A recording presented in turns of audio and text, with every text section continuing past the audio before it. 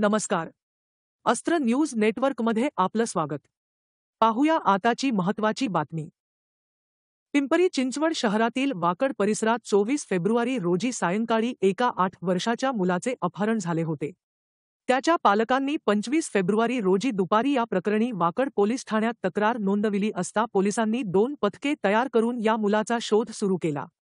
त्यासाठी परिसरातील CCTV footage तपासले असता एक तरुण या मुलाला घेऊन जात असताना दिसून आला. या फुटेजच्या आधारे पोलिसांनी त्या तरुणाला शोधून ताब्यात घेतले.